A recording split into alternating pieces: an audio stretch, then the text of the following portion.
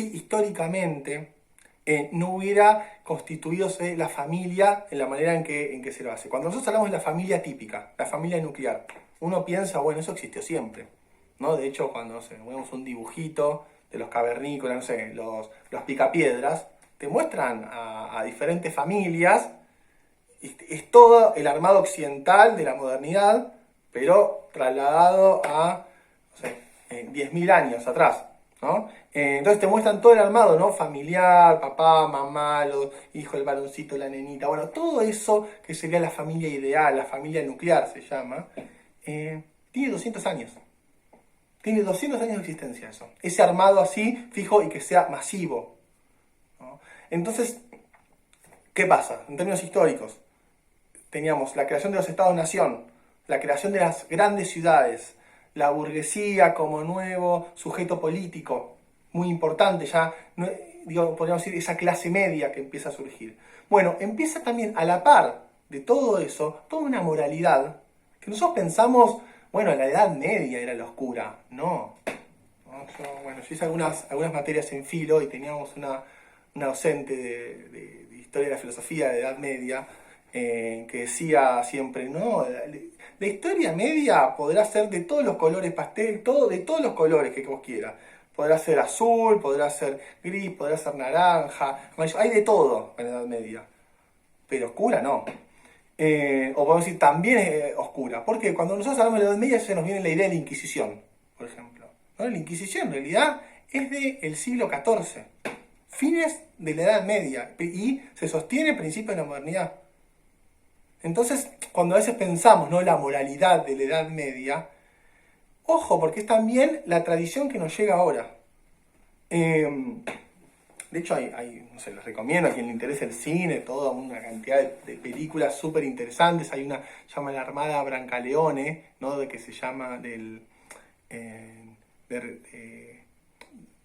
cine italiano del 50, del 70, hay un montón, ¿no?, de películas de humor negro. Estoy diciendo Fellini, Scola, Feos, Sucios y Malos, ¿no? Todo ese tipo de películas que tienen bastante de esto, ¿no? Como algo de por lo menos dudar de esa aparente moral de la Edad Media. ¿Qué quiero decir con esto? Que esa moral mucho más fuerte se ve en la modernidad, ¿sí? En todas esas grandes ciudades europeas, ahí la moralidad era feroz. Entonces, empiezan a surgir las instituciones como la escuela, empieza a surgir la policía, de una manera que antes no surgía, ¿no? Como organizada desde el Estado. Empiezan a surgir las damas de beneficencia. Hay un montón de grupos en la sociedad que dan pie a esta moralidad, ¿no? Hay un texto importante, ¿no?, de Doncelot, que es un autor francés, que llama La policía de las familias, ¿no? Y ya mismo ahí te está diciendo, ¿no?, que habla de la creación de las familias. Dice cómo el Estado necesita que para que los nuevos hombres libres, ya no más esclavos, sean trabajadores y se puedan someter a la voluntad del Estado y puedan ir creando capital. Ahí sí nos metemos con el capitalismo. Necesitan estar disciplinados. ¿Y qué mejor órgano que la institución familiar? Entonces, ahí podemos decir, bueno, es la misma familia la que termina regulando el comportamiento de sus miembros. ¿Sí? Digamos, todo el aspecto disciplinar, represivo de la familia. Todo estoy señalando. Después, como todo dispositivo, ¿no?, tiene el aspecto liberador, afectivo, ¿no?, emotivo. Pero digamos, están esos bordes, esas dos caras. Entonces, lo que les decía, y es importante, es Freud escribió toda su obra, ¿no?, en toda una época de la moral isabelina, se le decía, ¿no?, de la reina Isabel, ¿no?, de las buenas costumbres, ¿no?, del pudor, de la inocencia, de la meta, de los grandes valores. ¿Por qué? Porque en la modernidad también se creía en el hombre. Cuando decimos que el acento está puesto en la razón humana, se cree que el hombre, y ahí sí también, ¿no?, hay algo ahí del patriarcado, no siquiera el ser humano, ¿no?, el hombre, ¿no?, el hombre de ideas, es quien nos va a llevar a un futuro mejor. Con el avance de la ciencia, ya desligados de esa idea de Dios que nos atrasaba, nos va a llevar a un mundo mejor. Y esa confianza en el futuro vamos a verla en distintos textos, pero parece importante para poder ubicar, bueno, ahí es donde Freud se detiene. Y eso es lo que Freud está permanentemente dudando, de esa supuesta buena voluntad nuestra, ¿no? Buena voluntad de la razón humana que nos quiere hacer buenos y mejores. Esto cuando se come un palo, digamos, la modernidad, con los campos de concentración de Auschwitz. ¿Por qué? ¿No? Para muchos autores está en discusión, bueno, ahora que estamos en modernidad, en posmodernidad, hay una crisis, ¿no? Como no se explica bien, pero podemos decir, un primer palo que se come la modernidad es en los campos de concentración. ¿Qué dicen algunos autores? Es el sueño de la modernidad que nos va a hacer mejores se terminó en Auschwitz. ¿Por qué? Porque son todos los mecanismos técnicos de la industria alemana puestos al servicio de la muerte. Entonces, la razón que en un momento nos iba a liberar de todo, nos iba a hacer dominar el mundo, nos iba a hacer mejores, nos iba a dar grandes posibilidades, lo que hace es crear dispositivos de muerte. Y eso es, podemos decir, un palo histórico, evidentemente, para el sueño de la razón que nos iba a liberar de todo. Y ahí también, ¿no? Antes, estoy hablando de la obra de Freud, empieza en 1880, hasta 19, él fallece en 1940, 1939, parece por ahí, en unos 2 años. Y entre en esos 50 años, 60 años, Dios, está toda la obra freudiana. Él, con el concepto de inconsciente, establece esa primera ruptura y esa primera duda de que, podríamos decir, de la belleza y de la bondad del yo, y que nos va a hacer mejores. Bueno,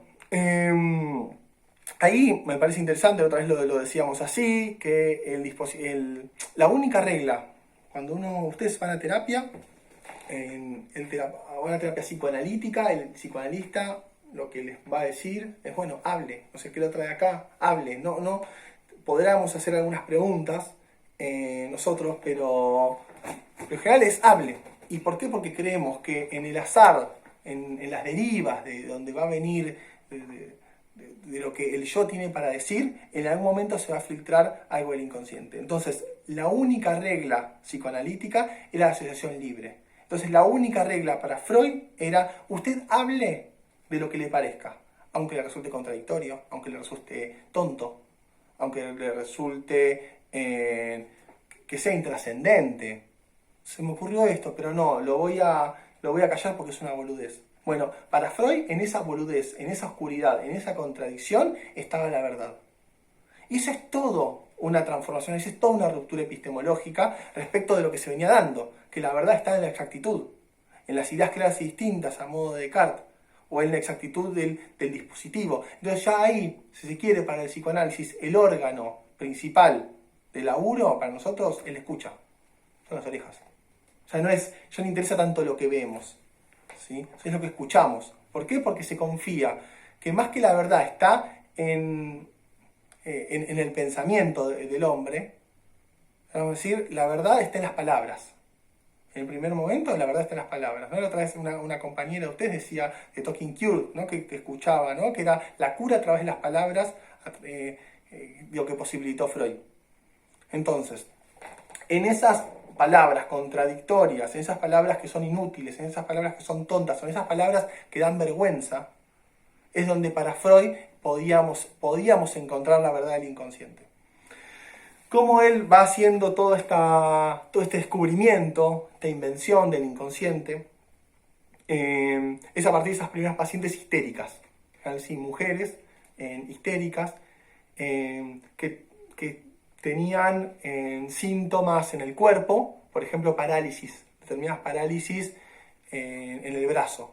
Entonces Freud, bueno, empiezan a descartar todos los problemas neurofisiológicos y traumatológicos, es decir, que no es un problema orgánico, que no pueden mover un brazo, sino que Freud lo que empieza a descubrir, atendiéndolas, porque se empiezan a derivar a él empieza a descubrir que esas parálisis del cuerpo, por ejemplo esos síntomas conversivos se llaman, ya no respondían a una enfermedad orgánica, sino a otro tipo de enfermedad. ¿Por qué? Porque Freud lo que empezó a encontrar es que esas parálisis Si hubiera sido un problema orgánico, se le tenían que mover, se le tenían que dejar de funcionar, supongamos, ¿no? El brazo, por ejemplo, es del hombro, es de una parte incluso anterior del hombro para abajo, ¿no? Y lo que Freud empezó a encontrar, por ejemplo, ¿no? en una paciente que tenía parálisis del brazo, era que era la idea del brazo, la idea que nosotros comúnmente tenemos del brazo, es la que la paciente no podía mover, ¿sí? Entonces, para Freud, ya ahí empezaba a detectar que el síntoma ese no respondía a algo orgánico y fisiológico, sino a algo psíquico. ¿Por qué psíquico? Porque tiene que ver también con las palabras, ¿no? Con algo de la idea de brazo que se tiene, que es lo que no se puede mover, y no es tanto el fundamento orgánico de cómo funciona un brazo, un cuerpo humano, lo que no se puede, lo que no se debería poder mover. Entonces Freud ahí va trabajando, es decir, con dos grandes grupos, ¿no? que hasta duran hasta hoy, cuando nosotros decimos ¿no? que histérica o que obsesivo, ¿no? En general ahí también la cuestión ahí, del varón y la mujer se suele dar, pero nosotros no lo consideramos así, digamos, puede haber una mujer obsesiva o un varón histérico, ¿no? Pero Freud empezó entonces a trabajar con esos